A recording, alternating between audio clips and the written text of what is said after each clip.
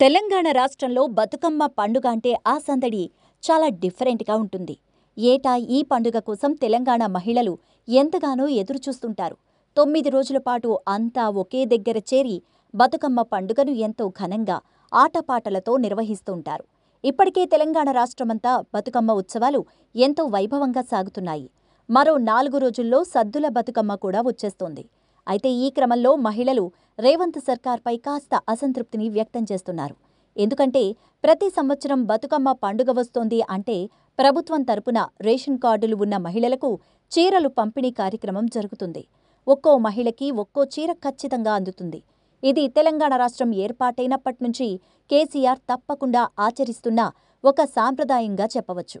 అయితే 10 ఏళ్లుగా మహిళలకు అందుతున్న చీరలు ఈ సంవత్సరం అందుతాయా లేదా అన్న విషయంపై తీవ్రస్థాయిలో చర్చ జరుగుతోంది. తెలంగాణ ఆడపడుచులకు బతుకమ్మ కానుక అంటూ సంబరాల ప్రారంభానికి ముందే బీఆర్ఎస్ ప్రభుత్వం చీరలు అందించేది. అయితే ఇప్పుడు కొలువుతీరిన కాంగ్రెస్ ప్రభుత్వం స్కీములను అమలు చేస్తున్నప్పటికీ బతుకమ్మ సారెలను మాత్రం పక్కన పెట్టేసినట్టు కనిపిస్తోంది. గత ప్రభుత్వం హయాంలో జరిగిన చీరల పథకంలో పెద్ద ఎత్తున అవకతవకలు జరిగాయని చాలా సందర్భాల్లో రేవంత్ రెడ్డి ఆరోపించారు. అయితే ఈ ఏడాది నేతన్నలకు బతుకమ్మ చీరల కాంట్రాక్ట్ అందనేలేదు. అయితే ఈ ఏడాది చీరలకు బదులుగా ప్రతి మహిళకు 500 రూపాయల చొప్పున ప్రభుత్వం తరపున ఇస్తారు అని ప్రచారం జరిగింది.